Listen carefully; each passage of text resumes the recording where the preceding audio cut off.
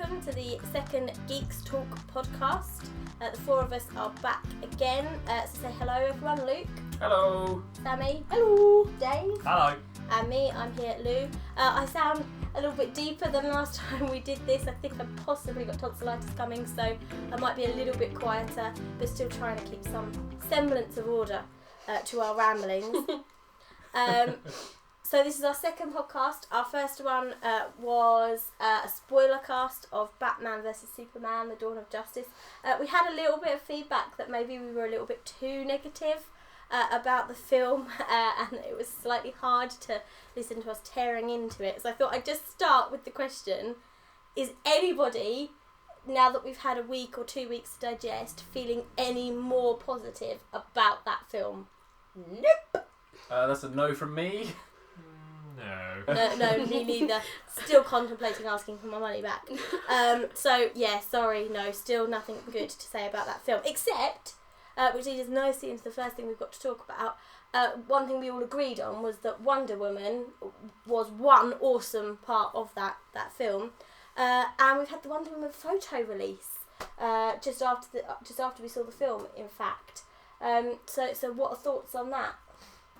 Well, it's the first official photo released from the from production of the film, and it's showing the main women from the cast that we know about already.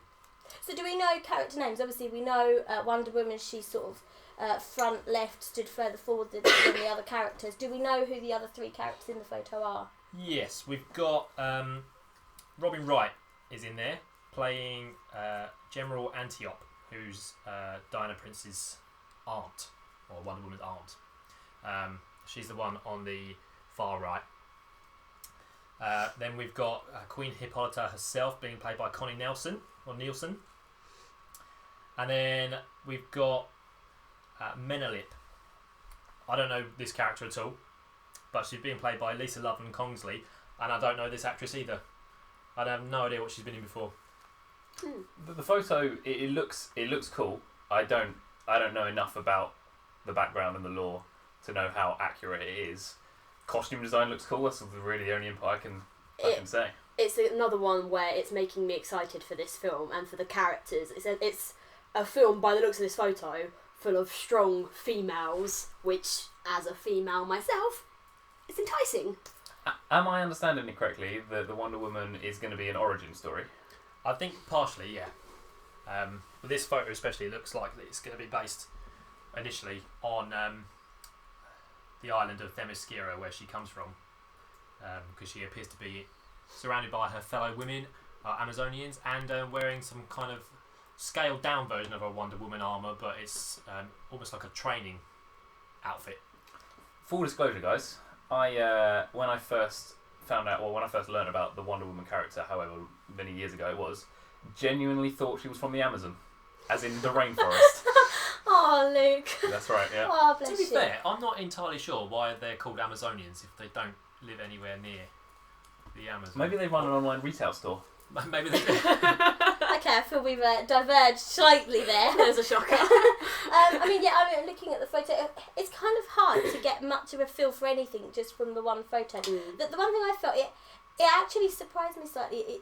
I don't know whether it's just like, this is going to sound really odd, but the colours in the image, or obviously The pastel of it. Yeah, I think the film, obviously we've seen her in Batman vs Superman, which was all very dark. You know, Gotham is traditionally a very dark place to be. The whole film was dark in general. This feels very different to that.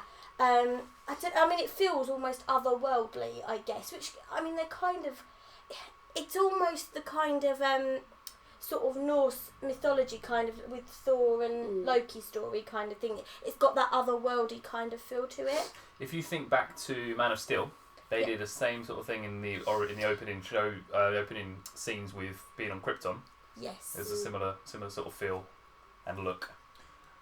On what you're saying, it looks otherworldly. I think they are going to be focusing on a lot of the Amazonians' connections to Greek mythology. If you look at her shield that Wonder Woman's holding, it's got a sun on it, which is, I think, traditionally the symbol of Apollo.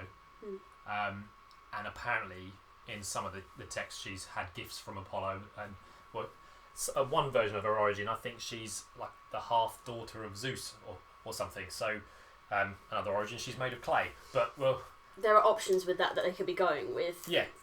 So I think there are going to be god references, probably Greek, maybe a bit of Roman in there as well, because she's supposed to be a bit of a mixture. I think that's going to be quite a nice addition to the kind of DC landscape, because obviously you've got Superman, who's from Krypton, very much he's an alien, otherworldly, you know, with his powers. Then you've kind of got Batman with this sort of vigilante side of things. And then you've just got the crazy of like the Joker and people like that. Because I mean, that seems to be the main thing that Batman seems to fight, by the way, is just crazy. Every single villain he fights is in some way crazy. So this feels like a nice kind of deviation from that sort of darkness of DC. Although, obviously, there's still going to be a whole load of action in there. You know, the armour that they've got, the weaponry they've all got, it looks like it's going to be pretty full on. And I'm looking forward to learning a bit more about her character, because obviously we mainly just saw her fighting in Batman vs Superman, so I'm really excited to see some more of her character, but I am really excited to see some really good fighting. That's the only official photo release, but there's been some set photos released that were leaked as well, and these are the first ones with Chris Pine in them, and it looks like they are going to be doing at least his origin, if not hers, although their origins are kind of tied in together, because he's wearing a World War I flight suit and she's dragging him out of the sea onto the beach, which is how they first meet in the comics in one of the origins. So it looks like they are going to be doing that story, or at least starting with that. I don't know what the rest of the film's supposed to be about, but they're doing that at some point. But just quickly, personally for me, I'm slightly struggling to see him in this film. I think because in my mind he's kind of like Mr. Nice Guy. Like he always seems to play like a kind of... What film have I not seen that I I'm can only completely see wrong him about? in one film at the moment, which is Into the Woods, Oh, I'm sorry. which Sammy dragged me to last year. That's a Disney musical and it's not good. And he plays an arrogant prince in it. And I think I ruined him for Luke. Okay. He generally is a nice kind of guy. Yeah. I mean, he's Captain Kirk. Steve Trevor is a nice guy, character-wise, so he's playing a good guy this time. Yeah, Definitely. so I'll be interested to see. I'm not writing him off by any stretch.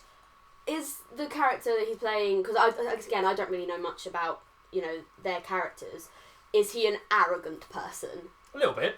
Well, I think I can see Okay. that working then, because most of his roles, like with Kirk and the guy he played in This Is War, he's an arrogant person. He is quite confident within himself. Yeah, I think that's going to be good. If he does play it like that, it's going to be good because the Amazonians have separated themselves from the world of man, and Diana is the one that goes us back into the world of man. They used to protect them, but now they don't anymore. And it'd be good to have him having a relationship with strong women who are probably physically and emotionally stronger than him, and seeing how he copes with that. So that relationship, the to and fro, like bickering sort of thing that would happen that you expect.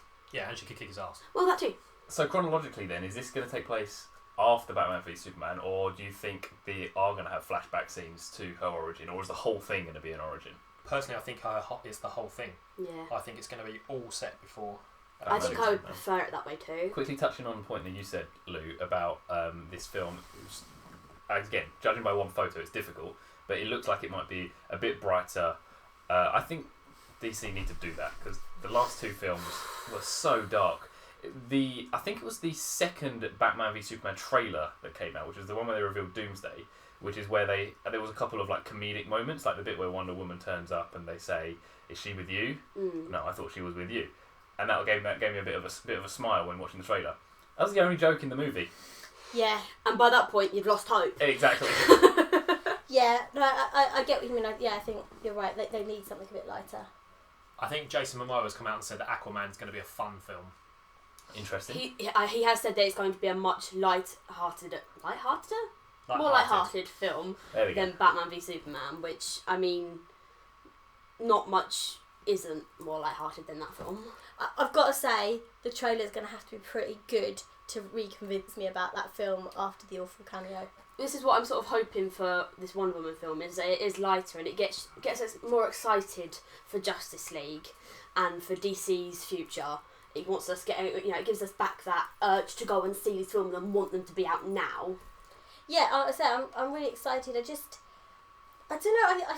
I think because it is a fairly, considering it's got 4 women in like battle armour, it's quite a neutral kind of photo. Yeah. I mean, they're clearly posed. They're not standing in that fighting stance. So it's hard to grab anything particular from it. But really looking forward at least to a trailer for that. Yeah. I think. Okay, so on to our next bit of news to talk about. Probably the biggest bit of news in the last week. The Rogue One trailer came out. Woo! Dave was quite excited about that. There is already a trailer vlog. Is that right? Is it a trailer vlog? Trailer talk. Trailer talk, sorry. A trailer talk has already gone up on our YouTube channel and on the blog, which is Dave talking about it. So do go and check that out. But, well, come on, Dave, you can give us your first thoughts then. It's awesome. But it is a different kind of awesome than the Force Awakens trailers were. I think the Force Awakens, because it was so long since a good Star Wars film, it was like, oh my god, this has the potential to be amazing, and it turns out it was pretty good. But this, it looks like it's on a much smaller scale than Force Awakens, doesn't have a lot of the familiar characters. There are going to be some characters from Star Wars lore appearing that we know of, which I'll go on to in a minute.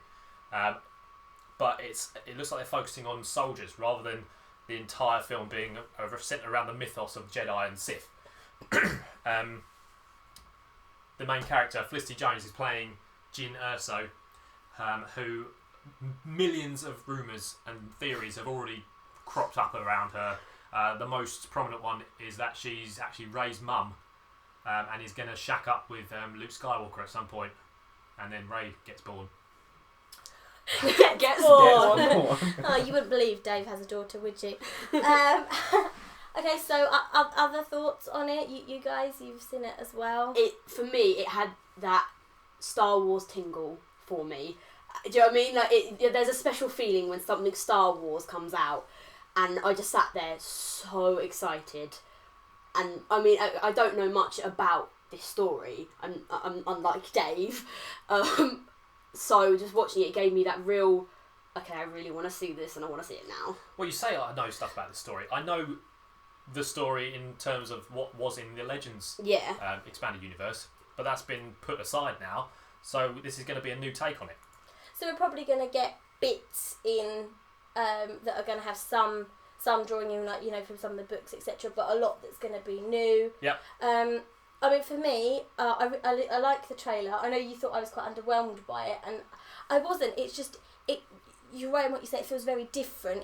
Very Star Warsy, but even to the music, I think it's like a couple of octaves lower. Yeah. It's not so high pitched. It feels like it's a bit darker. There's that noise in the middle bit that goes through to the end, that sort of alarm noise, which, I mean, when I first listened, I was like, no, that's just a bit unnecessary, but I had the same reaction. Yeah, it's just at that pitch, it's that kind of sense of panic, which, I mean, the timing of this film is obviously when the Empire are really like at their height, and, you know, obviously just before the Death Star is fully operational.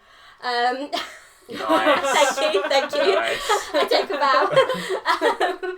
So yeah, I kind of get that kind of sense of panic, and that kind of sense of we're going all out. I mean, there's one bit where the guy is saying to her, well, what if they find you? What if they capture you? What if they break you? And it feels just a little bit darker than even like the original films. Because I mean, even when in the very first film, when Leia's captured, I mean, they sort of imply the torture and stuff of her. It doesn't feel that dark, whereas this feels a bit darker. It does feel a lot grittier. And there's a lot of famous people in this one. Yes. A lot of people. I didn't really realise. Yeah, Forrest Whitaker. Yeah. I had no concept that he was in this film until the trailer. No, I don't know what he's going to be playing. It looks like it's rumoured that he's going to be playing some kind of bounty hunter type person who has suffered some horrific injury and has got a bit of a limp, possibly a fake leg, and a respirator, almost Darth Vader-like. And he has got quite a raspy voice, so I can believe that. We've got Ben Mendelsohn, who's quite a famous British actor. He's going to be playing some kind of Imperial Admiral, which his look I think is inspired by Grand Admiral Thrawn from the old expanded universe. His whole white Admiral cloak and uniform, although he doesn't have the blue skin and red eyes, so it's definitely not Thrawn. Okay. We probably won't see his face, but Alan Tudyk's going to be in it as well, and I think he's doing the motion capture for a droid that is with Jin and Diego Luna's character. I can't remember what his name is. In a couple of the scenes in the I trailer. completely missed that. I didn't know that. Yeah. I love him. Yeah, obviously he's got experience of doing motion capture before because he played Sonny in iRobot. So I just had to confirm with Sally that was Wash, because you said it quite quickly. I was like, is that Wash? But then I nearly said, is that Leaf? Oh, Too soon. Right, Too Luke. Too soon. Oh, you poor boy. I actually have mixed feelings on the trailer. I'm very excited for it. I think it's going to be awesome. Why are they running towards those AT-ATs? Oh, it's all exciting. But what I fear myself doing is getting very invested in these new characters that they're introducing, which is not in this movie, which is not chronological with the main saga. And I feel like they want to tell a story about this mission, but from the trailer they're trying to make it very personal to these characters, and I'm not sure that's going to actually work in the story that they want to tell. Does that make sense to people? Yeah. Yeah. Are we expecting that this is just a one-off, or are we expecting that there's going to be a sequel to it? Well, there's already a few standalones set in place. We're basically going to get a new Star Wars film every year for the next few years. But I don't think there's been any word that this is going to be linked to any of them. So this might be the only time we see a lot of these characters. So like you say, it's the buy-in to them. You might almost come away feeling a bit, that's it. Hopefully not. It feels like this is going to lead right up to the to the start of the first film. Yeah. Like it's literally going to go all the way up to that point. I'm really excited to see how they do it. I don't think it's going to be quite as exciting as The Force Awakens. Not from the perspective of it's going to be a worse film, I don't think that at all, but I think The Force Awakens was, like you said, the first time in a long time that we had a good Star Wars film. They'd got so many kind of little nods in there to the old stuff, as well as a load of new stuff in there as well. And it felt like a saga and at the start of something, whereas where this one is a standalone, I think it is going to be a great film, or I certainly hope it's going to be a good film, but I don't think it's going to be quite at the same level. What I hope is that it then everybody doesn't come away disappointed, when actually it could be a good film in its own right. Going back to saying about how many people are in it, I'm actually really interested to see Felicity Jones in this, because I mean the first film I ever saw her in was like an indie film called Chalet Girl, and the characters I've seen her play in the films I've seen her in seem to be a complete opposite of what she's playing in this. Like I can get how she can play the strong character, but the physical side of stuff and stuff like I'm interested to see that sort of side from it, because of what I've seen roles I've seen her play beforehand. I'm quite interested to see how she handles her role. It is good to see that they're using another strong female role as the central character of the film. Obviously we had Rey last year, now we've got Jin. Do you think at some point that's going to be criticised? It already has been. Yeah. Of course it has. Because whenever anything like this happens, we're just doing it to please everybody, and now you're not fair. I think this film's going to be different though, because she is she appears to be the central character, but her little ragtag group of people, I think they're going to each play off her and each have their own strengths and weaknesses. I mean, Diego Luna looks like he's going to be her right-hand man for a lot of it, or whether he's keeping tabs on her as part of the rebellion, I don't know. But I think it's going to be different. I know it's not the name of her character, but any thoughts on whether she's going to be a Mara Jade type character? I think she's inspired by her a lot. Even her look, she's all dressed in black and she's got the little low hanging blaster holster thing. She's almost a female Han Solo. Yeah. Yeah. Although possibly with slightly more morals. Well, but what I mean is she seems to be working towards a cause. You know, she's joined up. She's loyal from a start. She says, yes sir, she's joining up to a cause. Whereas Han, certainly in the early films, he didn't. He was really, right up until the point where they were in danger, he was, no, I'm doing this for the money.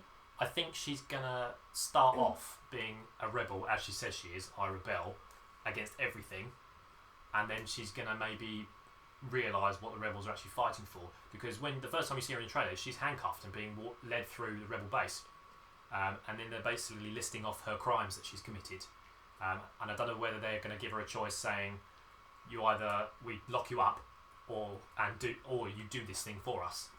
And then when she's doing it and working with these other people, she's actually going to realise that she's actually fighting for something greater. It's another one.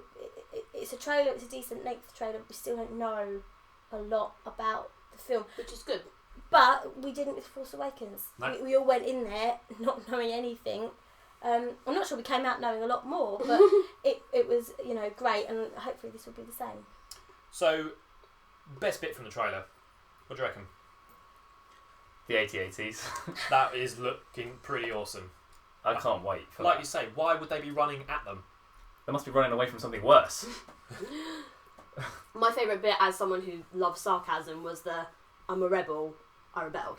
Yep. I love that. I'm like, yes, love That's it. good. I think just a little part of me was the bit with Donnie Yen in it.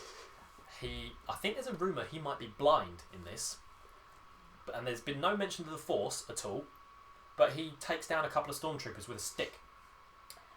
Yes, I was slightly confused by that, because obviously my understanding was that this is a non-Force based film, and then him doing that, I was like, well, either we're getting a new kind of special skill being introduced, or like you say, he is going to have some level of Force ability. He's been broadly nicknamed a ninja in this. I don't think he's going to be any Force sensitive person. I think he's just going to be really good with sticks and weapons. He's a space ninja. Yeah, space ninja, like it.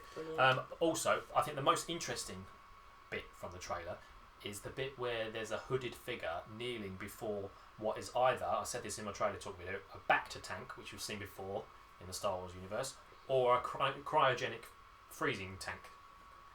A lot of people think that's Darth Vader. I don't think it's Darth Vader based on the way his body looks and the fact that we've never ever seen Darth Vader wearing a hood whilst he's been in his armour, and this figure has a hood up. Also, who's in the tank? The only thing I will say is it was slightly reminiscent to me, and I don't know why.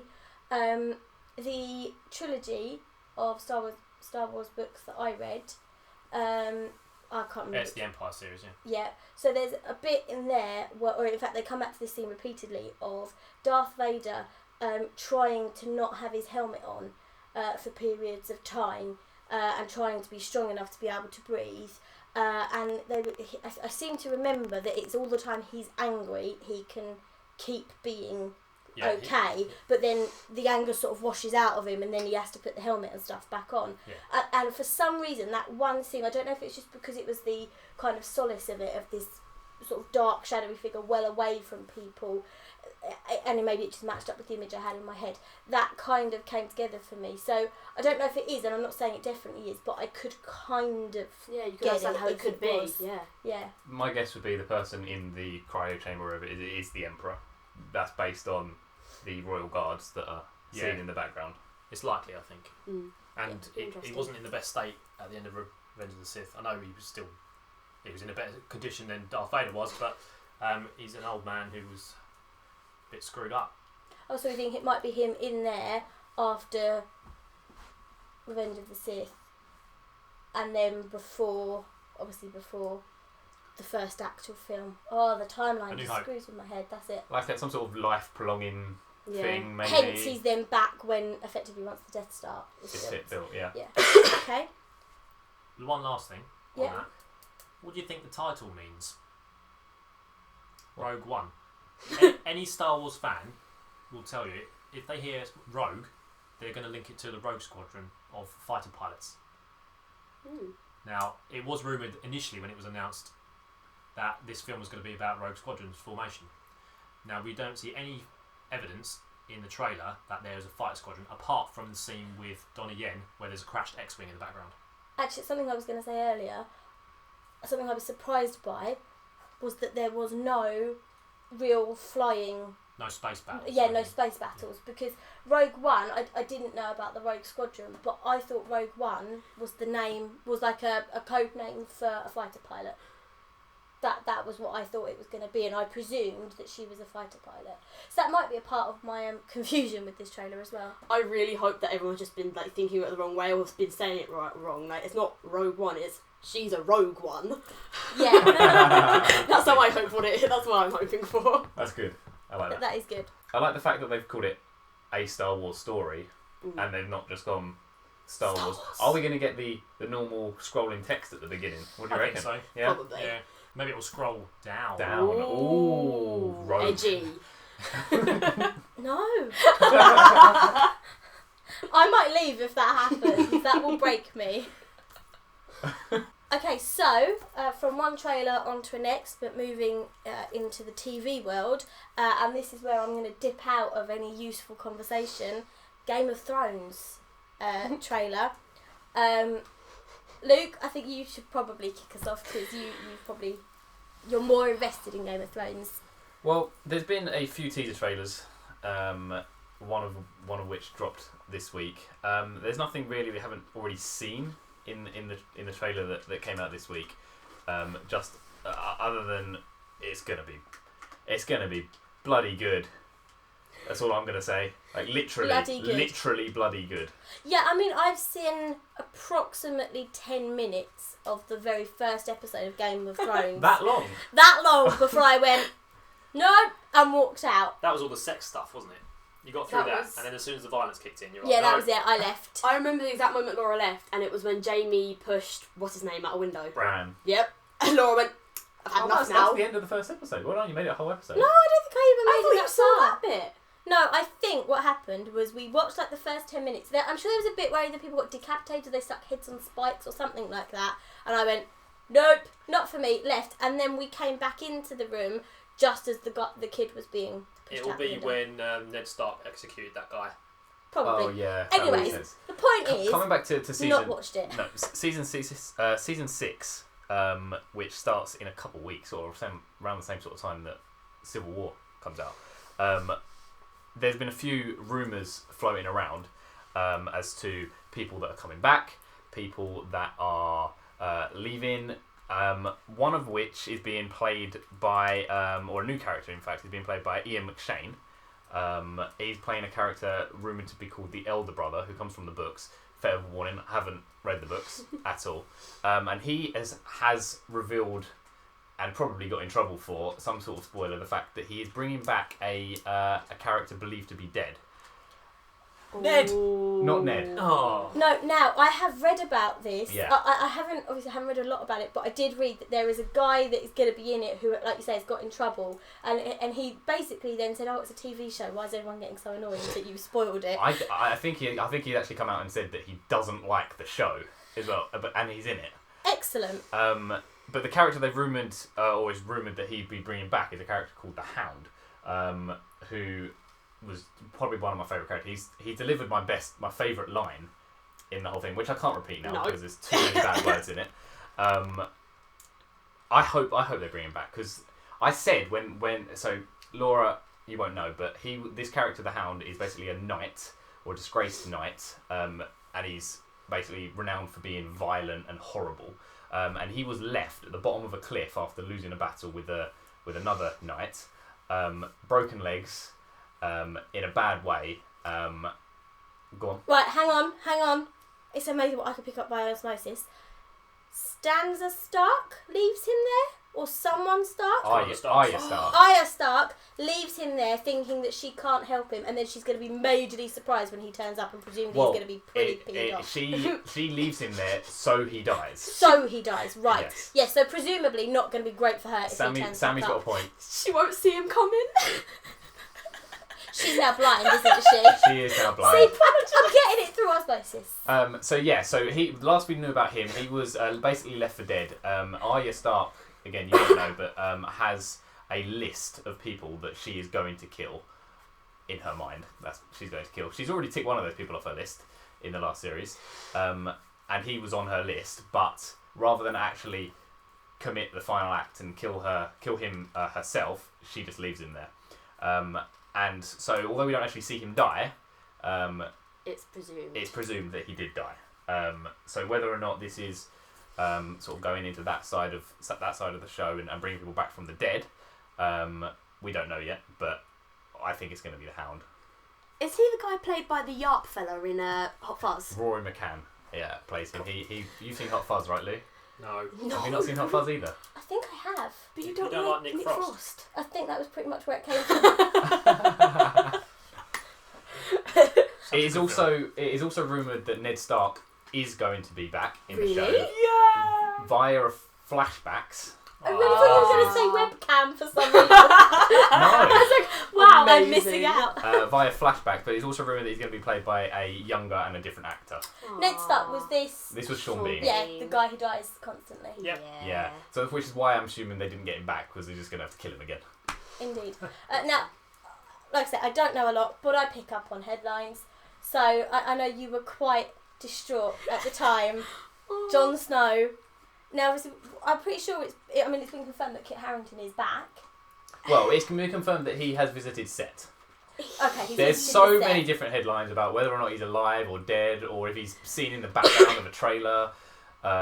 It's all too much for me, to be honest with you. It's been confirmed multiple times by pretty much everyone involved with the show that Jon Snow is dead, but not one person has come out and said Kit Harington is no longer in it. Now, I've seen a rumour, one of you possibly told me, this might be a spoiler, and I'm hoping it's not a spoiler for anyone possible. else, which I think someone told me it's from the book, is that Jon Snow has a twin brother?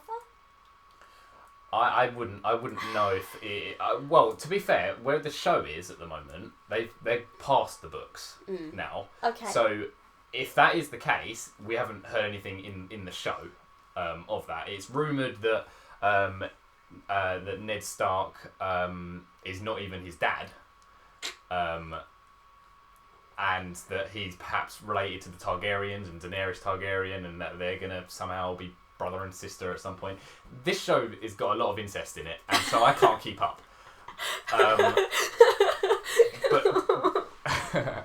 But coming back to what you said about me not taking what happened to him very well, Sammy will testify that I didn't take it well. No, I wasn't watching it, but I was in the room with him, and I just heard the loudest "No!" turn round, and pretty much had to run over to him and hug him because he was just in a comatose-like state. Was it as bad as Leaf on the Wind?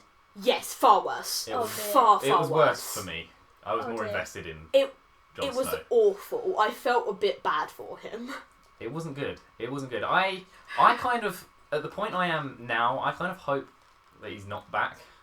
I just kind of want him to leave it. Are you hoping that Jon Snow's not back or that Kit Harington isn't back? I just hope that they close it off quite quickly. Yeah, they don't drag out Don't all. drag Is it he out. coming back? Yeah, It's like that would the be the first worst scene thing. comes back and it's like, shit, that didn't work. There's a scene in one of the trailers for the new season where Davos picks up Jon Snow's sword and basically says, "I'm not good at fighting, but it's about to get messy," or something along those lines. And it's also rumoured that the Red Witch is going to play some part in bringing Jon Snow back, or something along those lines. It would make sense for her character, but I don't.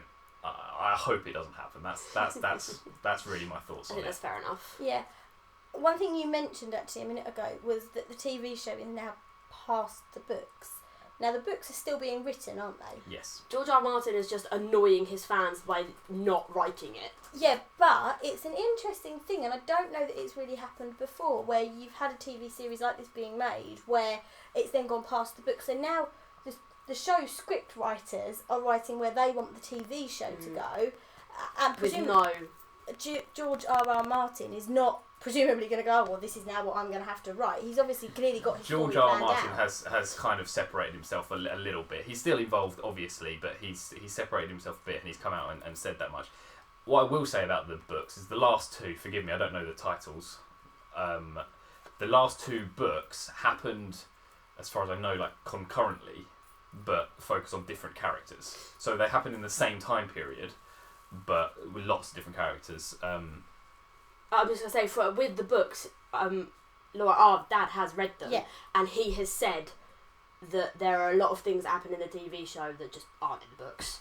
So it's not actually so much of a big deal No. that they're surpassing I think they've it. always taken sort of creative space to change stuff and make it more TV.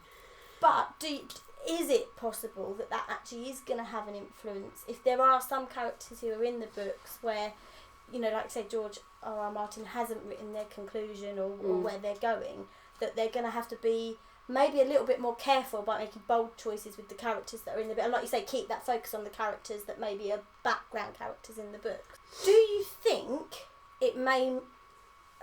that the show might actually change... I mean, if you've got the sort of source material of the books to work from, you've sort of kind of got some level of constraint. So with them maybe not bringing characters back so often or not having this particular type, do you think there's a chance that the writers might now have a bit too much free reign and we could end up with spaceships in there maybe? I think that the dynamic of the show could definitely change, but I mean they're on what, 5th season? Next series will be series 6 now, so they've been running this way for a fair amount of years. They've been running a certain way, and they've probably, you know, had a fair idea of where they want these characters to go. So now that they've got the option to maybe change what they wanted to do or excel it further, I think that yes, the dynamic could change, but the principle of the show will stay the same, which is blood, gore, incest. I don't think that the show is going to be any better or worse because it's taken a different direction. The showrunners, I can't remember their names, they're huge fans of the source material. So I don't think they're going to want to add spaceships. Laura. It was just off the top of my head. I mean, they've got dragons. And they've got zombies. They got zombies too. Zombies. Wow, really not my film then. Not a film. Not a film at all. Really not my film because it's not a film. I'm really excited for it. They have already at this point as well confirmed that they are already doing Series 7. That is confirmed. So it's going to be on our screens for the next 2 years at least. It is my favourite TV show on TV at the moment. Hopefully then, when the series comes out, we will get a very equally as happy Luke here talking about it, and they haven't taken it the way that you don't like, and that they're teasing about the Jon Snow thing. Fingers crossed. And who knows, maybe I'll learn a bit more about it just via being around you guys. So staying with TV in something that again I know very little about, but you guys have all seen, Daredevil season 2. Funnily enough, this came up on my time hop yesterday. 2 tweets. The first tweet was Daredevil series 15 minutes in and I'm not sure, and then the next tweet was 10 minutes later and I'm done. And that was it. So I did 25 minutes of Daredevil and I was finished with it. That's it. Yeah. I know very little else. But you guys have all watched the second series. There are zombies and spaceships in it, Laura. You're missing out. And Jon Snow's alive. Oh my god. No, it is good. I think we all had the same opinion with Series 2 as a whole. In that comparing it to the first season, we didn't think it was any better or worse. Yeah, it's on par. Than the first series. But the first series, that can come across as thinking as a negative thing, but the first series was phenomenal. Absolutely brilliant. So again, it's just another very good series. I did feel, and the more I think about it, the more I start to feel that it was very much the setup for the Punisher. It's sort of, and I'm not complaining about that because he is an awesome character. They've cast him beautifully. He was played out throughout the series brilliantly, and it's made me excited to see more of him. I feel I really loved it, the same as I did the first series, but I think it's got two very distinctive parts. Mm-hmm. It's got your first 4, 5, 6 episodes, which is Daredevil and Punisher, and then, just as spoilers, Punisher goes into prison, Elektra pops up, and then most of the rest of the season is Elektra, and then they tack on Punisher at the end again. I didn't like Elektra. No, me neither. I loved Punisher, and I understand why they're doing Elektra, and I'm hoping she'll be better in the next, however we see her, but I didn't like her at all. So I was going to ask about Elektra, because I've seen a few things online that have said, well, she's a much better Elektra than the film, which Not difficult. No. As I said, I think everybody kind of thinks that film really should be erased. Mm.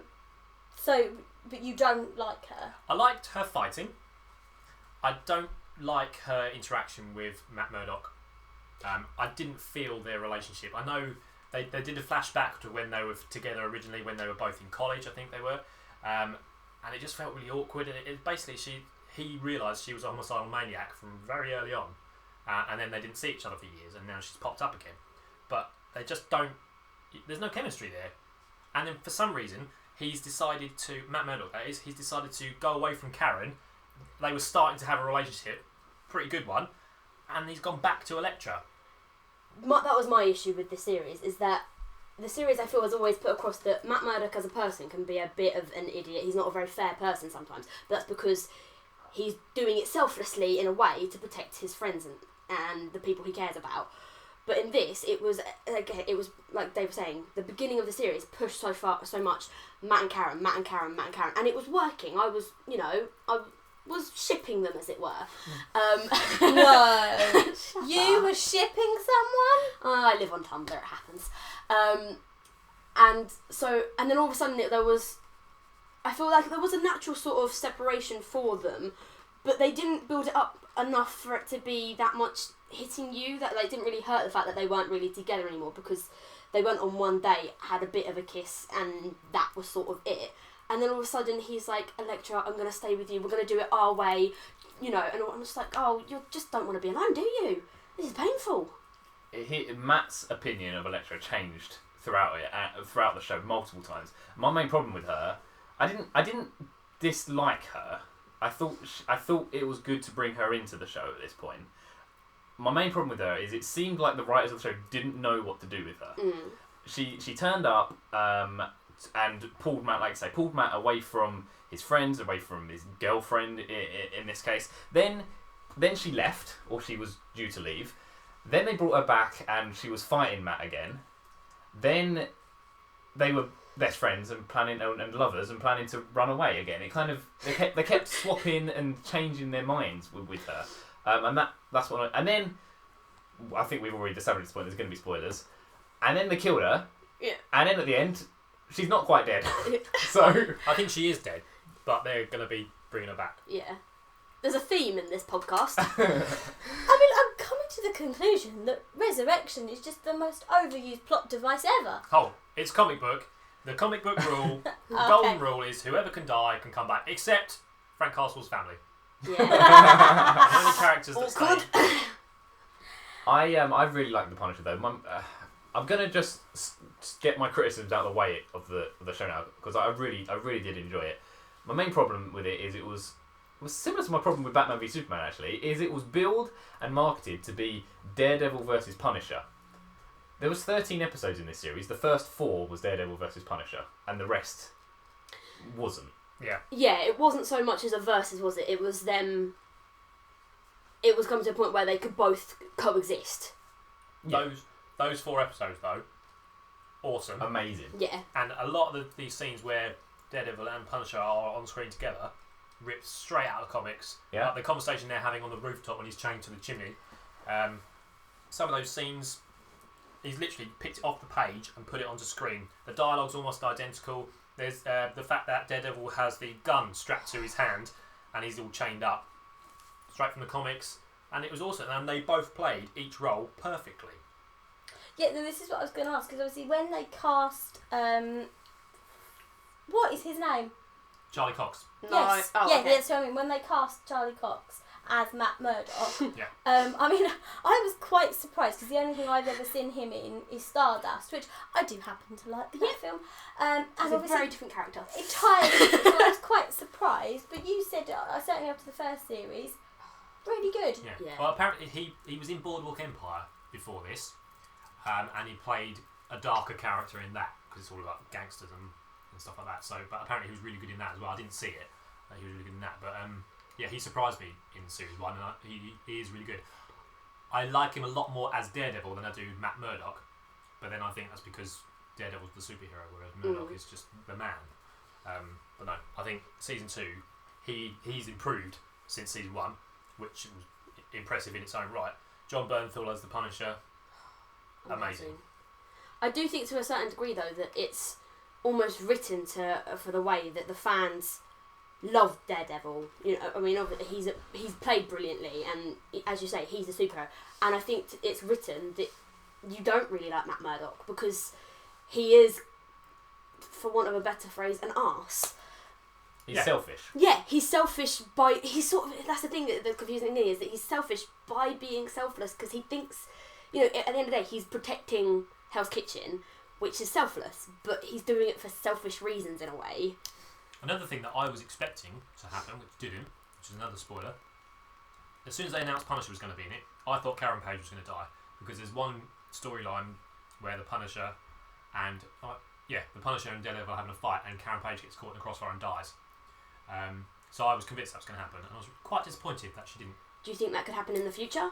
Now that because they've ramped up the sort of, it ended, spoilers, the series ended with Matt telling Karen he's Daredevil, so she knows now, and that makes her more vulnerable. I don't think it's going to happen in that way because Daredevil and Punisher are sort of buddies now. They've gone separate. Yeah, I think she's going to die probably in the next season, but I don't think it's going to be that way. So we mentioned the Punisher a couple of times. Is that now getting its own standalone series? I think it has been, but not officially confirmed. It's been rumoured a lot, and it's basically intimate, but we're just waiting for someone to go, yep, absolutely, it's happening. It was rumoured before season 2 Daredevil even came out. But if that does happen, so excited. I'm not sure what they do.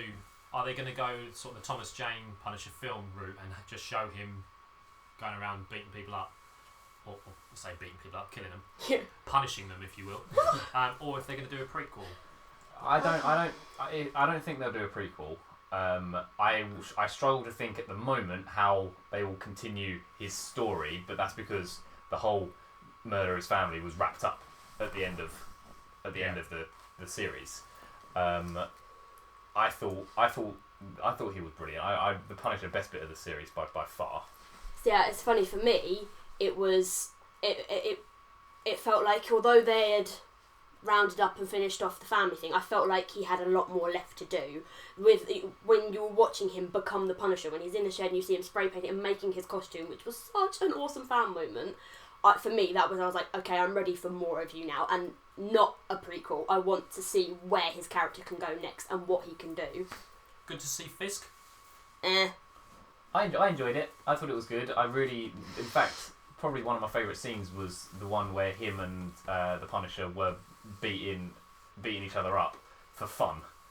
I thought it was really good. I quite liked him. I didn't like the bit where Matt Murdock visited him in prison. I didn't think that was particularly necessary.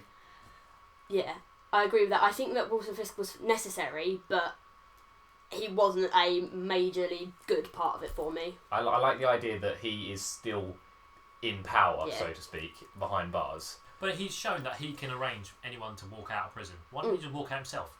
Well, he said he doesn't want to. He said that he's happy biding his time. He's more powerful where he is at the moment. So that sounds like a setup for Series 3, really. Yeah.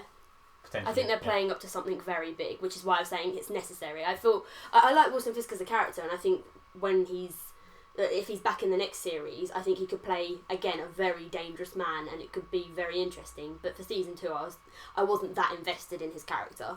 What about the stuff with stick in the hand? Ugh. And the chased? I said already that this series could have had the subtitle of Ninjas in New York. I'd watch that TV show. I'm not sure you would. No, okay. I don't know much. They didn't reveal a lot. It was all still very mysterious, especially with Nobu and how he's still alive. Yeah, he's back somehow. Well, he was. He was. He's kind of lost his head. He could be back again. We don't know. Do a I would Deadpool. be more impressed. Well, the last time he burnt to death, supposedly. Now he's back again. He's just got a few scars on his face. I like the fact that they left it mysterious, because as far as I know, the whole thing with the hand and the chase is a big part of the Iron Fist storyline. Yeah. Which we're going to be getting our own Netflix series on Iron Fist. I assume at some point next year. There's not been a release date announced yet. See, my problem is that I don't like stick. I don't think you're supposed to. I know you're not meant to, but I don't like... Just the characters as general is very annoying to me, and I wouldn't have been that bothered had Elektra succeeded in killing him. Yeah, I think they tried to give him a little bit of a heart with his flashbacks to where he was shown training Elektra from a young age. Yeah, I don't think they should have done that. No, because then again, I thought that to begin with. The more I thought about it, he was training her up when he knew it could only ever end with her death. It could only ever end with her dying, in his mind. Yeah, but he was trying to train her so that she could overcome what she is, or whatever she is, whatever this black sky is. They still haven't explained what it is. It's just a weapon of what? And what's with the giant pit inside the building that they never explained? Oh, blood! Oh no, it wasn't blood. That was somewhere else. But no, it was just a giant went hole. down, and then never mentioned again. And she'd been put in a massive urn. Yeah. Slightly concerned that Sammy's in a massive pit of blood somewhere. There is a blood No, there's a bit where obviously Matt Maddox. Oh, this is I in always the said series. deaf, but he's blind. He's not dead. So this is in the series. Yeah. That's fine. I've not just wandered around and gone pit of blood. Literally thought like somewhere in your daily routine there'd been a pit of blood. At this point, Daredevil Series 3 hasn't actually been confirmed yet, but I'm fairly confident that we'll be getting the Defenders before we'll be getting Season 3. They've got so much to cram in already. Yeah. Luke Cage is filming at the moment. Yep. If not, it's already wrapped. Iron Fist is production is starting at the end of this year, I believe. Finn Jones from Game of Thrones has started his training because obviously he's going to need to be a little bit more buff than he is in Game of Thrones. So he's started doing stuff for it, and then I think the Defenders is coming after Iron Fist, so that I don't think they've got time to put Season 3 Daredevil in, and also Season 2 Jessica Jones. Is that going to be happening? They have confirmed that. Remember though, they were planning to get the Defenders out before Daredevil Season 2, but because of how well Season 1 did, they decided to do that and cram that in. Not cram in is the wrong word, but put it in the schedule. Interestingly, for me, obviously, like I said, I haven't watched this, but where we were talking about Wonder Woman earlier and saying it brings some much needed light into the DC landscape, the sort of feeling I get for this, and also for Jessica Jones as well. I didn't watch that one either, did not entirely seem like my type of thing. But again, they sort of bring the balance of darkness into the Marvel landscape, which possibly suits the TV format much better. As far as where this last series of Daredevil ended, the thing I'm most looking forward to when they continue is Foggy's storyline, because he's now joined Hogarth's law firm. Yep. Hogarth is a character from Jessica Jones, and was specifically given the task of looking at cases to do with superpowered people. That could be really interesting, especially with Civil War coming up. That could tie in really well. To be honest, and even with Agents of S.H.I.E.L.D. as well, with what... Okay. We know, and anybody that does read posts on the blog will know, I am massively behind on Agents of S.H.I.E.L.D. We've got it all recorded. I am trying to find the time to watch it and do the sort of episode reviews. So I am massively behind, but unfortunately I do know quite a few spoilers because, internet. And I'm not just behind America, I'm behind the UK as well. But obviously they're up to where I am so far. They're looking to put together a superhuman team. With the Inhumans, that's it, not superhuman, Inhumans. New Warriors. Well, and I mean, I've seen a poster about the New Warriors now as well, so that's clearly coming up. So that kind of links into that as well. I really like what they did with Foggy this season. Yeah. I like how they showed the definitely drifting apart from Matt. The fact that avocados at law, no more. Didn't mean to make that rhyme. And saying how they ended with him, although Luke's most upsetting part about it was they cut his hair. They did cut his hair. They didn't need to cut his hair. But cool. no, it's sort of a more serious looking Foggy, and with a job that he would be damn good at.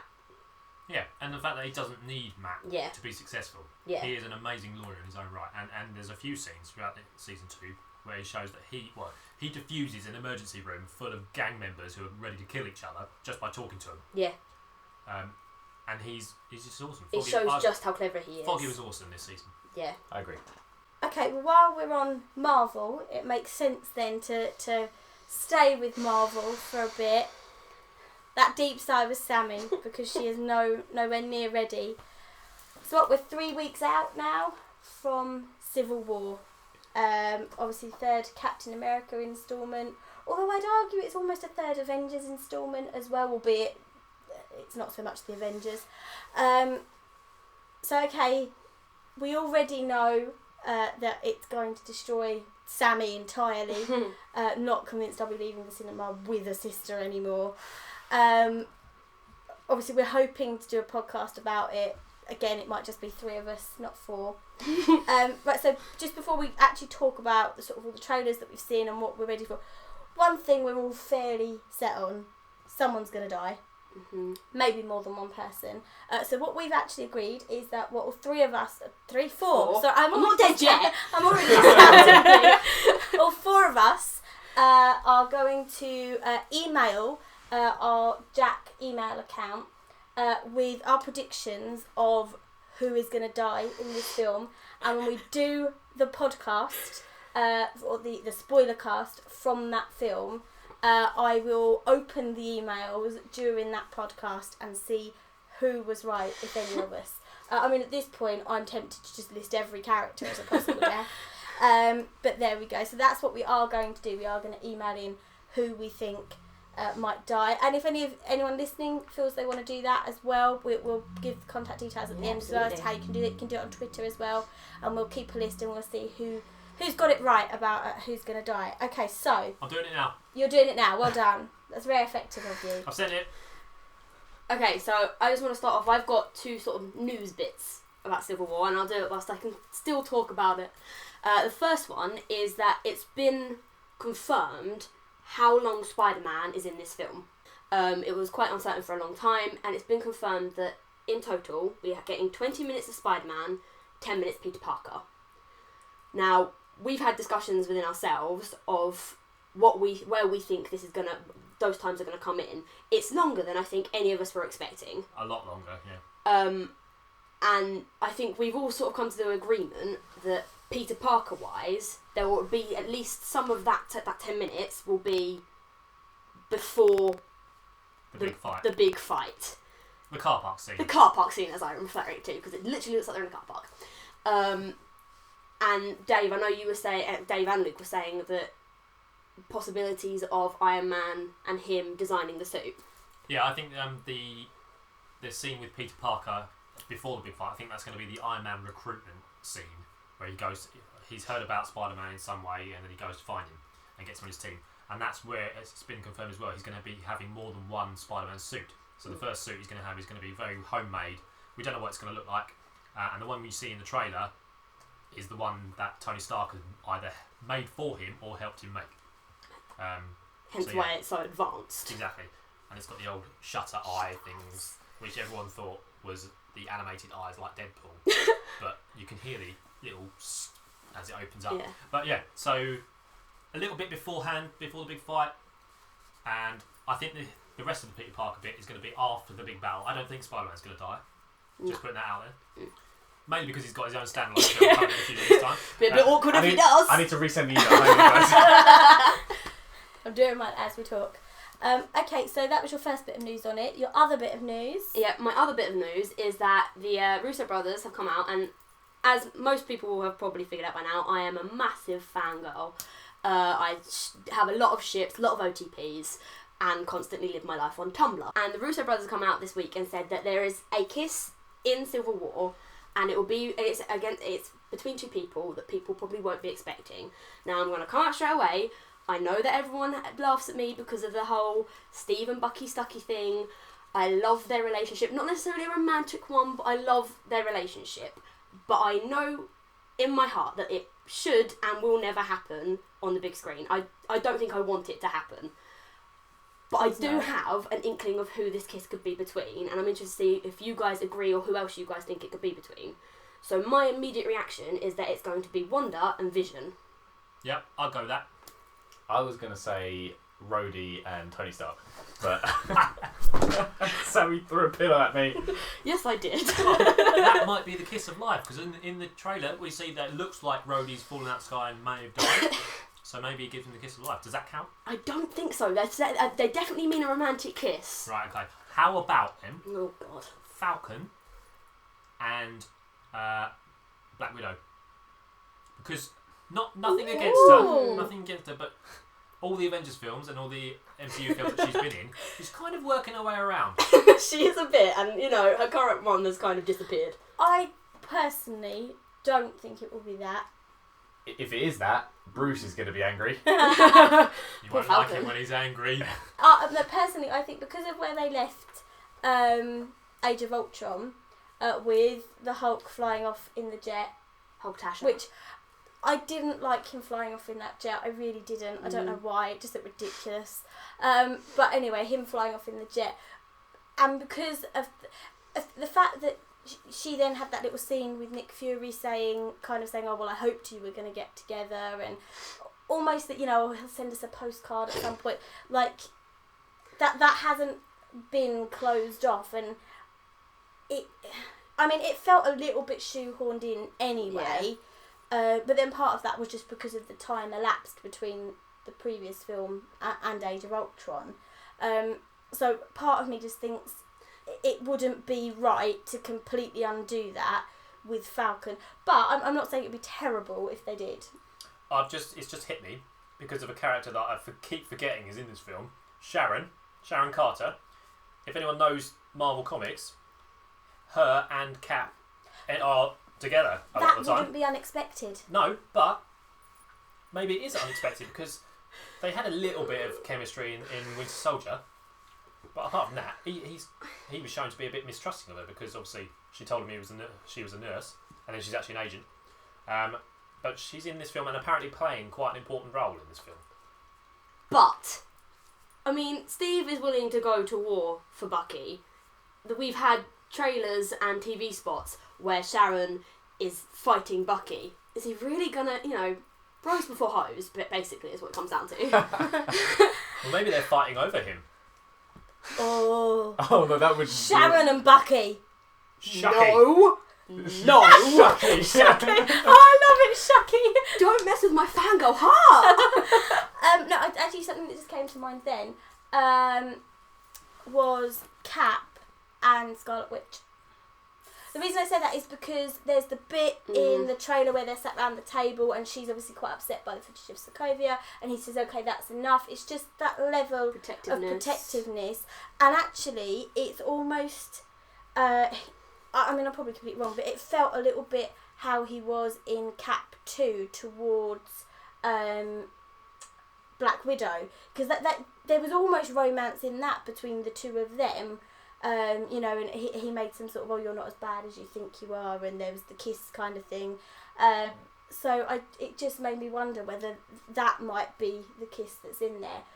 But just because it's a kiss doesn't mean that it's going to be a full-out romance kind of thing. It could be someone is dying, therefore I'm going to give you a kiss kind of thing.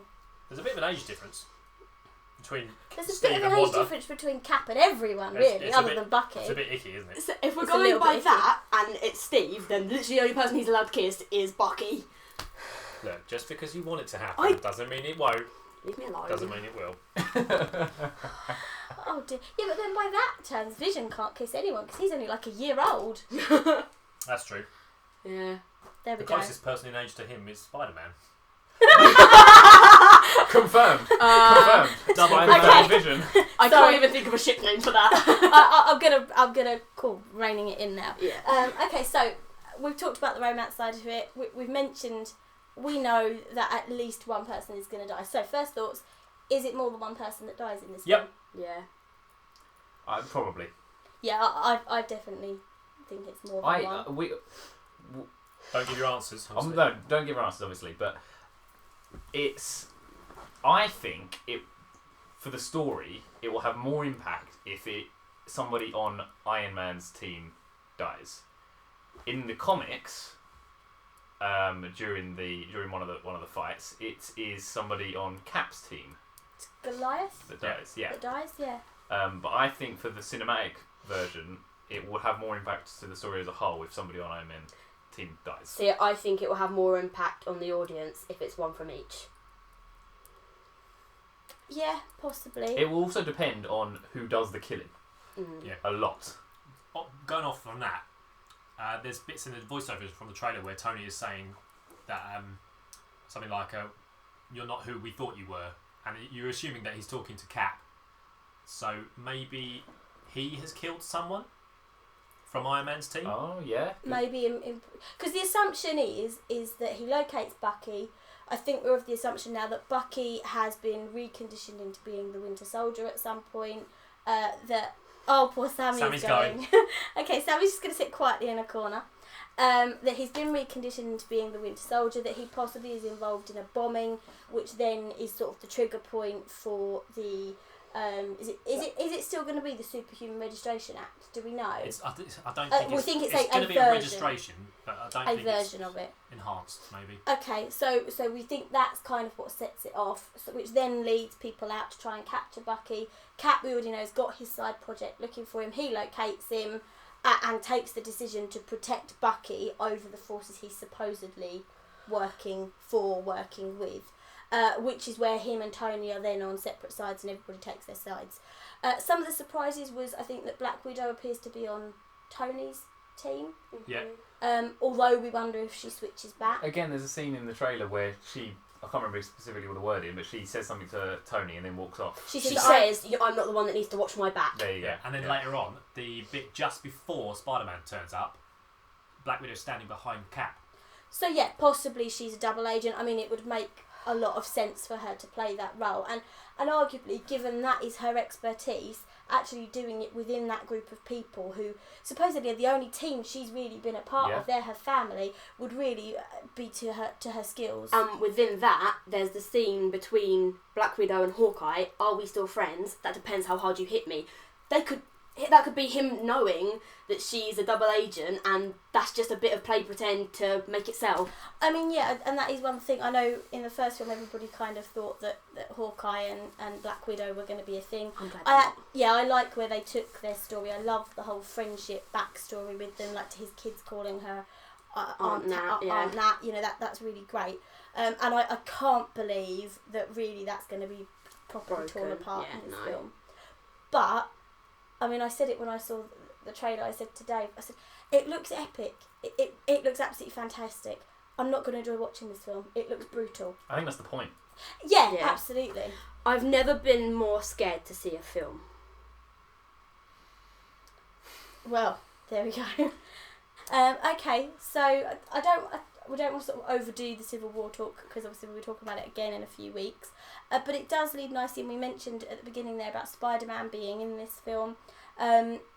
Luke, you had a bit about Spider-Man. Yeah, something just was reiterated this week by Kevin Feige, the head of Marvel Studios, saying that the solo film for Spider-Man next year is going to be part of the MCU, which means that the film itself and future movies are obviously open for crossovers between the rest of the MCU characters. How do we feel about that? Do we want to see established Avengers or other characters in Spider-Man's own film? Will it make a difference to how they tell the story? I know we all don't want to see another Spider-Man origin film, which, because he's going to be introduced in Civil War, we won't, or at least we hope it won't. The thing I think they're going to find difficult is bringing him into Civil War and then trying to do a standalone. Yeah. It's going to have this same issue that a lot of the MCU films have already had after the first Avengers film. They're all having their own individual stories and all their like world-threatening problems. Why don't you just call the Avengers? Yeah. Bring the rest of them in and help them out and solve it. So he's obviously going to have some big friends after Civil War, or maybe some big enemies. So We also discussed as well that in the movie next year, what villain would we like to see portrayed in Spider-Man's own movie? We discussed various ones, the big ones like Venom and Dr. Octopus. It makes sense for me to have a smaller, lesser known character that doesn't have these world-threatening abilities, because of what you just said about calling in the Avengers. Also, if you want to give your own input on that, or who you think is going to be the main villain for the Spider-Man standalone, that's the current poll on our Twitter at the moment. So it is. Nice plug. I like it. It was good. Yeah, well done. And of course, Spider-Man's backstory is he does fight crime on the streets, which, none of the other Avengers do, really. None of them do. No, they're the world's protectors, aren't they? They're not they're not law enforcement. Yeah, he's petty crime. Absolutely. In terms of the potential crossovers then with Spider-Man, because he fights street crime, do you reckon he's going to cross over with Daredevil or one of the other Defenders? That's probably more likely than any of the others. It'd make more sense. It would make more sense. I don't think they'll do it because they've always marketed Spider-Man as a kid-friendly character, and the TV characters Daredevil and Jessica Jones, they just are not kid-friendly. Not so I'm both in Civil War and with the standalone film. I am not sold on Spider-Man yet. I think it's mainly because of how I want to say how poor the other films have been. The original, the first one with Tobey Maguire. Looking back now, it's a bad film. At the time, I don't think it was, because it was, it was one of the first kind of newer superhero-y films. So I don't think it was that bad at the time. Looking back now, okay, it's not great. The Amazing Spider-Man films, I personally am not a great fan. There are some good bits in them.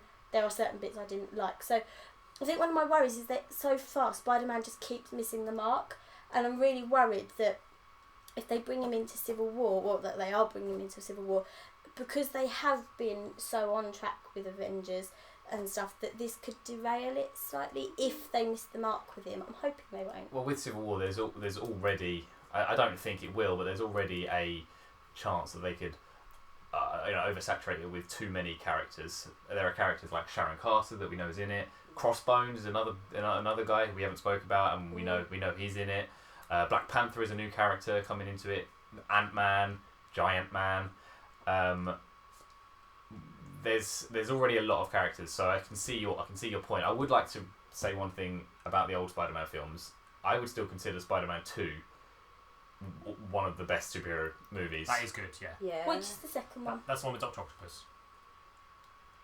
I think I've only seen that one once. One's Green Goblin, two's Octopus. And we don't speak of 3. 3 is the one with Emo I remember 3. Parker. That's the main villain. Yeah. Yeah, so, yeah. It's going to be interesting to see what happens with Spider-Man, for sure. Talking about oversaturation of characters, though, if Civil War's going to be too many people, what's Infinity War going to be like? Yeah. That's even more. I think they've confirmed it's going to be like maybe 60. How long are these films going to Well, Maybe- Infinity War is a two-parter. Maybe we cross that bridge when it comes to it. Let's get Sammy through Civil War first. Let me get through the therapy of what this film I'm going to need, and then we'll Then get see to how what we that go. And then we'll discuss which Guardian of the Guardians of the Galaxy is going to die. I hate you. Okay, so Spider-Man, we know we're getting a solo film. I think vaguely optimistic about it is the general tone. So sticking with Marvel then, and the final bit of Marvel before we move on to other things, Doctor Strange. So any weird little noises you hear are generally Sammy. Fangirling. Yes, fangirling in the corner. This week we've obviously had a picture out of Benedict Cumberbatch as Doctor Strange doing his little, hopefully we think, spell casting pose. You guys are probably aware, but I just saw this earlier, that they've confirmed that there's going to be a trailer on Jimmy Kimmel, I think tomorrow. This isn't it? week sometime, Yes, it's going to be Monday, the 11th. They've got all the Civil War cast, or a lot of the Civil War cast on, and then as part of it they're going to drop a trailer as well. So that's going to be really, a teaser trailer is going to be great to see that. I'm certainly really interested to see this. I don't know a lot about Doctor Strange, so I'll certainly be interested to see. One thing I will say, Benedict Cumberbatch is becoming a bit of a franchise whore. Oh my god, that's the best just way I've saying. heard He it just said. needs to be in the new Harry Potter films now, doesn't he? Yeah, that's really he's done it, because we've had the Lord of the Rings, Star Trek.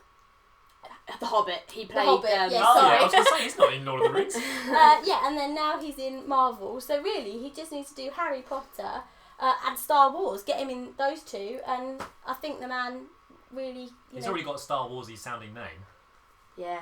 I'm not Yeah, complaining yes. though. I'm not complaining Okay. because he's a good actor He is a very. and not bad to look at. There it is. Yeah.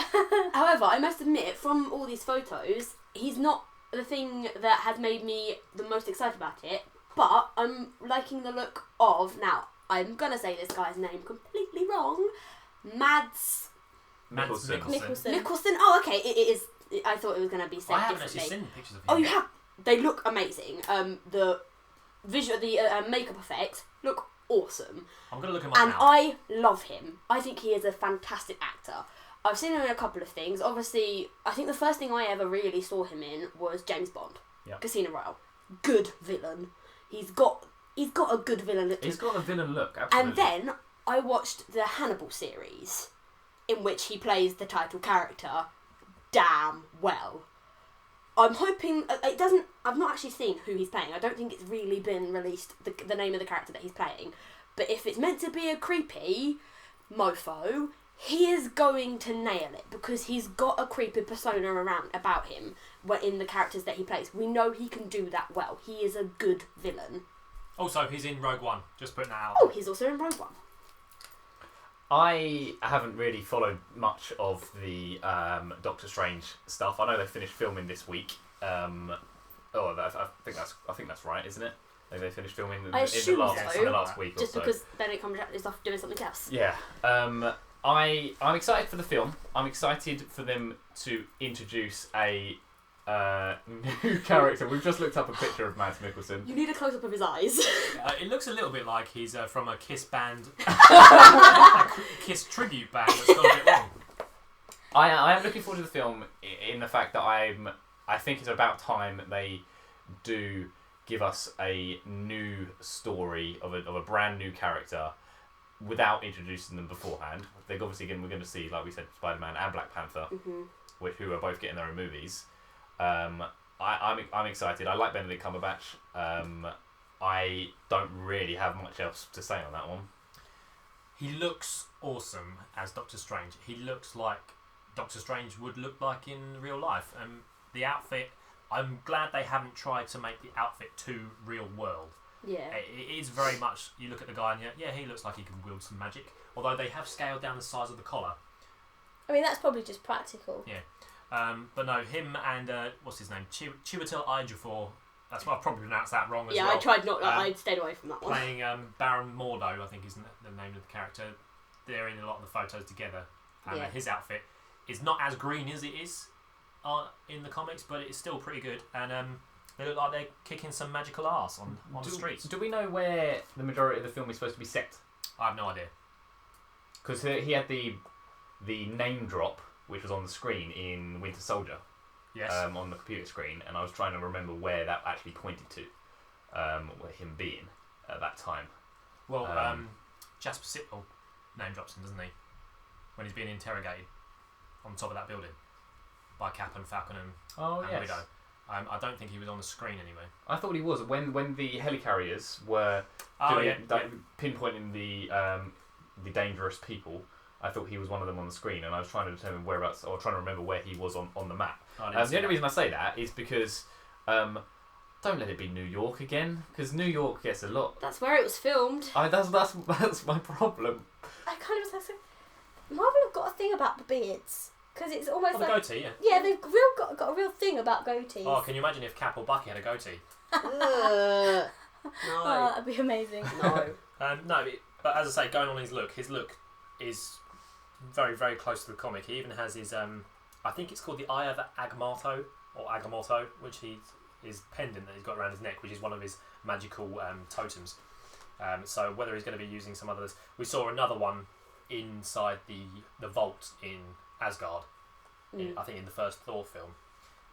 But I don't think they're going to be using that. They'll probably come up with some excuse like they did for the Infinity Gauntlet. There's actually 2 of them.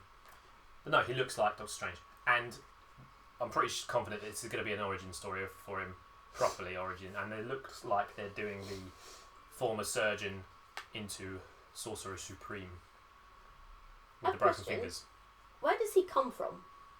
I think he's English. Okay, cool. I could be wrong. I think he is English. It's just going to be exciting to see Benedict Cumberbatch in the Marvel Cinematic Universe. That's what it comes down to for me at the end of the day. Yeah, it is very exciting to finally see him in this sort of role. Here's a thought for everybody. It's going to be the film that drops after Civil War. Are we going to get an after-credit scene in Civil War for Doctor Strange? No. I hope we do, because I don't want another post-credit scene related to Thanos yet. Yeah, that's a good point. Okay, yeah. I know with the last one with what was the last one? Avengers Age of Yeah. Ultron. It wasn't a Thanos one. It was a Civil War one. Yeah. But I'm sick of Thanos already. The little teasers we had, and I know he was in. No, No, it it was wasn't. That was Thanos. Ant-Man. Ant-Man had Civil War. That's all right. There you go. The last MCU film. Yep, Ant-Man was the last MCU film. You Yes. said the last Capcom. Oh, No, you never said- mind. You said the last Avengers film, but Whichever the last MCU film yeah, was. it was. Yeah. Had the it would make sense War to have a post-credit scene for Doctor Strange. The other possibility, of course, is Guardians. Maybe we'll get Yeah, we've Guardians. not heard too It's much coming out more next about year. that. I've Filming seen at a the lot of moment. behind the scenes pictures. I follow all of the cast members on Instagram, and they've been posting a lot of pictures and stuff. So I have a feeling though that it will be a Doctor Strange. I hope so. I'm just See. not. I'm not convinced, but I hope so. Okay, so this is more again over to you guys then. Obviously just wrapped up on the current series, I think series 5 of The Walking Dead. Series 6. Oh, series 6, yeah, sorry. Series 6 of The Walking Dead has just finished. Yep. I believe it's a bit of a cliffhanger. A As to bit. who's dead? Someone's dead. Who is it? Right now, Dave, you have got the comic to read through. Have you read up to who it actually is? I've read literally to the page before it's revealed who he's killed. So immediately after we stop recording, you're now going to go and read who it is in the comic. But that doesn't mean that that's who it is Not in at all. the TV The show. executive producer has come out today and said, "I don't know who it is." No, well, a lot of the cast members have no idea. I mean, I think Chandler Riggs has tweeted or something about it, saying that he did the script. He's received the script for the next couple of episodes, I think it is, and he still doesn't know it is. When they filmed that scene, they had no clue of how Series 7 was going to be starting, so a lot of the cast don't know who it is either. Well, of course they haven't filmed it yet. Yeah. No, So- but you would expect they're going to start filming soon, because it's back in October. Well, they must have filmed it already then, or are filming at the moment. It'll be in the next. Yeah, they must just be starting to film it, I reckon. Anyway, a lot of people don't know who it is. Yeah. Okay, so the series as a whole. It was good. I much preferred it to last series. Yeah. It was certainly the second half of Series 6. It started off with action, and it was just action the whole way through, which is always good. A lot of new characters. They killed off a lot of characters in the halfway through. The new characters I thought were good. Sometimes they can miss. There's a one person they did underuse, I thought, was Xander Berkeley's character. I can't think of his name now. The guy who was the head of the Hilltop. Oh, The head of the Hilltop base, so to speak. I can't remember the character's name. I really like him as an actor, and I thought he was very good when he was on screen. I would like to have seen a bit more of him. We might do, because Hilltop's still around. Yep. Obviously, there's a lot of stuff going on with this war with Negan and the Saviours, who is Gregory. Gregory. Yeah. That's it. Now, a lot of people knew Negan was coming, and I think this was talked about on the Talking Dead show just after the episode was revealed. That, Yeah. someone has suggested that what they should have done was announced Negan was coming for Series 7, and then still have him pop up in the finale of Season 6, and everyone would have blown their minds out. Obviously, no reference to actually did he beat someone's mind out. I don't know who it is. But no, Oh, Lucille. Negan is probably, I would say, the most popular bad guy from the comics. He is the baddest of bad. I've not read past where we are in the episode in the season yet, so I don't know how bad he gets yet, but I will do later. But apparently, from what I've read already, his lines that we've seen in the episode, almost every single one of them taken directly off the page and put in his mouth. I would say when you say about he's the one of the most favourite, bad guys. I don't know a lot about his character from the comics, but from what I can gather, the sort of villains we had thus far. I mean, my favourite villain up until this point was the Governor. However, you felt you had a level of sympathy for the Governor because you knew his backstory and you could see how he had gotten to that point in his life to be a bad person. No denying he was a bad person, but you could see what had driven him to that point. I think with Negan, he's just evil. And that brings a different dynamic to a villain when you've got someone who hasn't been driven to it, he's just plain nasty. I also think that based on that final scene, of this series compared to the Governor, I don't think he's as clever as the Governor, which makes him scarier. Yeah. The Governor, however psychotic he was, planned what he was going to do for the most part. Yeah. At least, anyway. He had an idea of what he wanted to do. Negan just seems to be making up as he goes along. Yeah, the Governor was a clever man that had been broken. Yeah. Negan just, like you say, he's an average man that's just mean. As far as Jeffrey Dean Morgan's portrayal, absolutely incredible. That final scene was amazing. That's probably my favourite scene in The Walking Dead so far. Yeah. So it's Jeffrey Dean Morgan is playing Negan. Yes. Now see, that's interesting because Jeffrey Dean Morgan, other than obviously the comedian in The Watchmen, which he didn't play him for that long in that film, he's generally not been a bad guy. Yeah, I think that's what makes him so good, because no one was expecting him to be as bad, and everyone was maybe, oh, he's a bad guy, but he's got a heart of gold or something like that. But no, he's just a bad man. A bad man. It's again, like, even with like some people might say that in Supernatural he's not a good person, but he's just a bad dad. He's a good person. He's a bad dad. In this, he's just evil. Yeah. Now, Lou, do you know anything about this final scene, like in terms of how it was shot? Yes, stuff? I do, because Dave felt the need to describe it to me right before bed the other night. So There's no, really helpful. there's no graphic detail in it, so it's fine. So of course, Yeah, no, there's no graphic detail in beating someone's brains out You don't at see it. all. You see it from the person But being you beaten's explained it perspective. to me.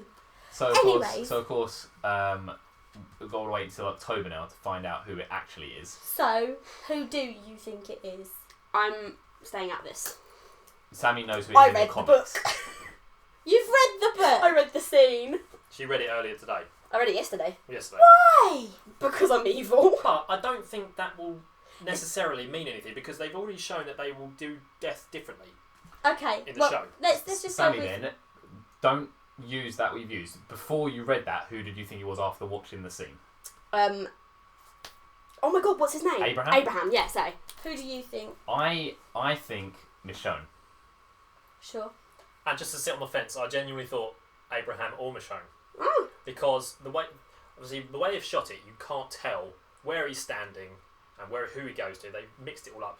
Him pointing his bat at people. Sorry, not his bat, Lucille. Lucille. She's awesome. She's amazing. But when he does start beating, at the first strike, he then stands back and said, taking it like a soldier or something, or just taking it. So that suggests quite a strong character. So Abraham already showed in that scene that he was ready to die because he just fronted up to him. Yeah. Michonne, obviously, she's a strong character. She doesn't take crap from anyone. Other than that, Rick is the only the one that's going to stand there or kneel there and take it. But we can assume from what has been said already that it's not Rick, because there's a bit where he says references taking Carl's other eye out and feeding it to his father. So he's not going to be Rick. It's not going to be I Carl. think that scene was shot very well. It was amazing. So I have two things. One is that what I'd seen online was, I think it was prior to the episode, a lot of people thought it was going to be Daryl. Yeah. That was going to die. Obviously, it could be, don't know. But the other thing that I don't understand, and it is just because I didn't watch the show and I don't know much about it, is why did everybody else just let this person get beaten to death?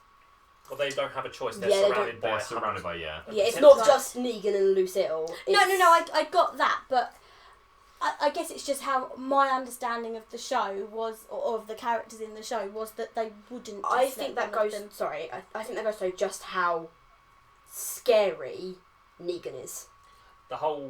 For me, the whole purpose of the episode was to show that how confident Rick was at the beginning of the episode with his group of people, and that they can do anything. And he even says to Maggie at one point that as long as they're together, they can do anything. And then within the last 10, 15 minutes of that episode, they've been cut off on their journey to the hilltop. They're trying to get Maggie to a doctor, cut off on every single avenue they've been trying to get to, and then they end up surrounded by all these men, and they've literally got no hope, no chance of escape. They've had their weapons taken away, and they're just made to kneel in front. And at that point, Rick's powerless. He can't protect the rest of them. He can't do anything to stop anything happening to them. And Negan basically threatens that if any of you move to protect the person I'm going to do this to, you're all going to get it, or it's going to be made worse. The whole point of the episode, you're totally right, Dave, is to show Rick's confidence just drop. The whole leading up to that point, the actor who played the guy that was basically taunting Rick. Yeah. I can't remember the actor's name. I just know that he also played Trevor in Grand Theft Auto. Oh, well, that explains a lot. But he says, "I hope you get to where you're going to," a lot. And then in this final scene when they turn up, they're on foot at this point and they're walking through the woods in the darkness, and then suddenly they're surrounded by people and there's headlights and stuff. This actor walks out and the guy says, "I see you've made it to where you're going to." So it was all planned by the saviours this whole way through the episode. And it's just waiting 6 months to find out who it was. I wouldn't change that though. I like cliffhangers. I know people don't agree with me all the time, but... Going back to what you said about Daryl, the previous episode to this, it was... they tried to get you to think that Daryl had been killed because he gets shot at point blank range and you don't actually see it happen. Right. And he pops up right at the end of this episode in this season. They pull him out of the van and he's visibly uncomfortable, very pale, very sweaty, bleeding still quite a lot. And he could die. He's very weak already. But I think one of the things that was said several series ago with The Walking Dead, if Daryl dies, the show dies. If Daryl dies, we riot. It's pretty much from the fans' perspective. Of course, Daryl not in the comics at all. Yes. Yeah, no, I did know that actually. From talking about it, I can't understand why I don't watch this film, this TV show. Just I can't see why. There's a lot of you'd humour love in it. Is there? Wow, yeah. Bloody needs to be. There's aliens. There's not. No, this one is definitely zombies. That's the thing that always surprises me whenever you do get a little bit brave and start talking about it to me, is that considering this was supposed to be a guy waking up after like a zombie apocalypse, there's still a bloody lot of people around. Well, that's the point. The point is, certainly at this point in the story, they can deal with the walkers. They showed that in the opening of the second half of the series. They literally dealt with hundreds, if not a couple of thousand, of walkers in their homestead, and they can deal with them. It's the people that are unpredictable. Yeah, in the land of the dead, it's the living you've got to fear. Boom! There it is. Tumblr? No, I just came up with it. Come on. Quote. I was going to say, it sounds like a very clever transition. Obviously, you start with the fear of the walkers, and now you're at a point where the walkers are almost backstory. Well, it sounds like you're all looking forward to Series 7. Yeah. And you'll wait for it, and we'll see what Dane makes when he goes and reads the story. When you go and read it, are you going to go into the kitchen and read it? I'm going to come with you. I'm literally going to turn one page here, and then I'll... The thing I like about Walking Dead is because they have the mid-season break, although that is annoying, it does mean that we don't have as long to wait when the series ends as we do with other shows. Yeah. Yeah. There are more painful waits. So when is it due back? October. Okay. And also, we only get it one day after America do. Yes. And we have done for the whole of this season. Yeah. So, unlike shows like Gotham, Supergirl and that, we get it months after America, so there's spoilers all over the place. So actually, it started as a film, but now coming to our TV screens, which is my thing that I'm quite excited about, is His Dark Materials books by Philip Pullman are being adapted into TV show by BBC One. So you've got the 3 books in the series: Northern Lights, The Subtle Knife, and The Amber Spyglass. Now, back in 2007, we got the Golden Compass film, which was based on these books, which had Nicole Kidman, Daniel Craig, and Lyra, who is the main character, was played by Dakota Blue Richards. Now, she has said that she would like to be involved in this TV series, but to be honest, she's way too old to play Lyra now, so it'd be really interesting to see what they do. And from what I understand, they're sort of trying to keep the two very different, because that film was terrible. Yeah, it wasn't really that great. But I am excited for the TV show, partly because they're such great books. I mean, I read them quite a while ago now, but there is still... I am a bookworm. I love books. I love the feeling I will get from books. But I remember very vividly, and I don't want to give spoilers, but there is a scene towards the end of the series where Lyra and Will have got to seal off what are effectively the portals between the different worlds, and they can only leave one open, and they intend to leave one open for them to contact each other, and they find that they can't. and they have to say goodbye to each other. And I remember reading that, and I remember my heart breaking. And even now, I feel the same thing that I felt at the time, because they're only kids. And you forget that in these books, they are still always only kids. And I'm not being funny, but that level of heartbreak is something that BBC does pretty well. I will cry if Stephen Moffat goes anywhere near this. What I am really pleased about is Philip Pullman, who is obviously the author, is one of the executive producers. That's always good. So I think you're going to get the authenticity, you're going to get that feel from the books. I really hope you're going to. And this week they've confirmed that Jack Thorne, who has written the Harry Potter and the Cursed Child script, he's been involved, I think in This Is England 90s, he wrote that. He's won loads of awards and stuff recently. He's actually going to be writing the scripts as well. So lots of really positive stuff coming out about that, and I'm really looking forward to it. I can't input on the story that much because I don't know it. But the scene, it was funny that you said Stephen Moffat, although he wasn't involved with it at the time. But the scene you just described was basically the scene where Rose Tyler got sucked into the at the end of Doctor Who. he wasn't the showrunner, but he was involved. Right. Okay. Well, there you go. It is kind of similar. I mean, I don't have the same level of attachment to Doctor Who that the lady to my right does, but it is similar. Although what I will say is actually, I think because they're children, it's worse. Or in the books, it certainly feels so much worse. Have they confirmed how they're doing the story in terms of how many episodes they're running? I don't know. I haven't seen any confirmation of that as of yet. Would you want it to be like a Doctor Who thing, where it's a 45 minute show, and you get however many in a season, like a whole season, like say at least 13 episodes? Or would you like it to be somewhat like Sherlock, where it's basically a mini movie? I personally think that second one would work better. I think that's what they're going to have to do, because of the way the books are split up and because of what they kind of tackle in the books. And there's some really interesting characters that I'm really looking forward to seeing from this. I mean, for example, we saw it in the last one, the bears.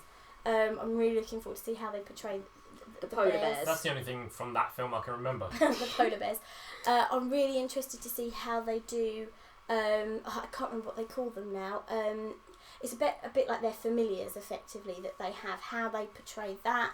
I mean, it's a bit... I mean, I know they did kind of Merlin and things on BBC, but this is a real step away from anything kind of real. You know, it's very otherworldly and mystical. So I'm quite excited that BBC are doing it, because BBC are good. They are good. So good. I'm really excited. They're such good books. I have the books, I just haven't read them. I tell you, if anybody hasn't read the books, I would read them before you see the TV show, because I haven't read them. They're so... Well, your parents own them because they lent them to me, so you have no excuse. Okay. So yeah, it's... well, as you can tell, I am very, very excited about that. It sounds like you should be. Which, sticking with BBC, Sherlock Series 4 is filming.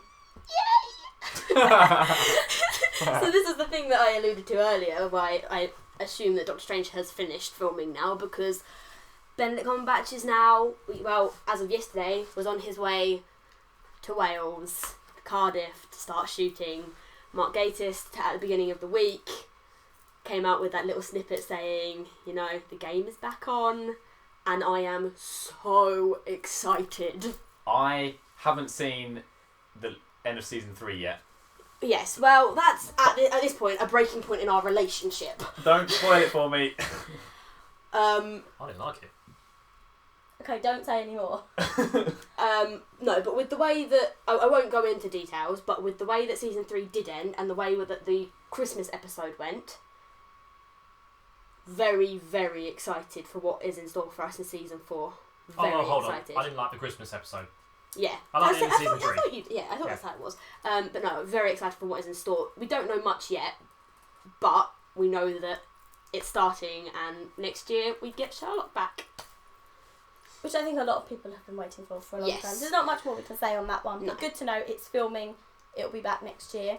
The very final thing that got written down, and it was a very small note, and I don't think we have much to say on it, is that Cloak and Dagger are coming to the screen, which is... the reason I picked up on it was because obviously we do a daily fan cast on our Twitter, which Dave runs, and one of the ones he did a few weeks ago was Cloak and Dagger. but we've had it confirmed that that's coming to. I think it's coming initially to TV in America. I think ABC. I think it might be. But it's not ABC proper. It's like their disconnected ABC channel. Family. I think. Yeah, something like that. So it's going to be family friendly. Yeah, very family friendly. It's surprising because Cloak and Dagger themselves, their main goal, they're heroes, if you like. They are clamping down on the drug industry, and I think Cloak himself used to be a drug addict, and one of Dagger's powers is to be able to cure addiction. Handy. Yeah, but it's going to be quite interesting to see how they do it because Cloak, his main powers are teleportation and intangibility, and people can go inside his cloak basically and they can teleport. Whereas Dagger she's called Dagger because she can create light daggers out of nothing, and then also she's got this curing ability as well. Be quite interesting to see what happens. Oh, we'll keep a look out for some more news on that. That's all we've got. It's probably more than enough. There's so much we could talk about, but we would be here forever. My voice is just about holding out to the end of this. But do, again, like we said last time, be sure to check out the blog. It's jackandthegeekstalk.wordpress.com. Currently, we are awaiting another Agents of S.H.I.E.L.D. post for me. I promise it is coming. The last post that was up was actually Dave's Rogue One trailer talk, but I think this week's Legends of Tomorrow recap is coming up, as well as the Supergirl recap will be on there soon. On Twitter, we're Jack Geekstalk. What's today's poll? Is the super main villain for the standalone Spider-Man film? That's the one. And who was today's fan cast? I can't remember. Mr. Freeze. Mr. Freeze. That was it. And our next podcast is likely to be, like we say, in about 3 weeks. There may only be 3 of us because it is going to be following Civil War. It will be our spoiler cast.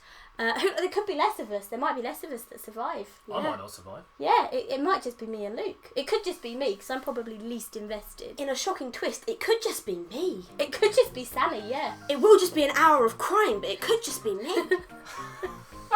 That's the first post for our Tumblr site. So let us know your thoughts and your feedback, and we'll be back in about 3-4 weeks. Bye-bye. Bye. Layers. Oh, you didn't do your big bye. Legend. Blogging.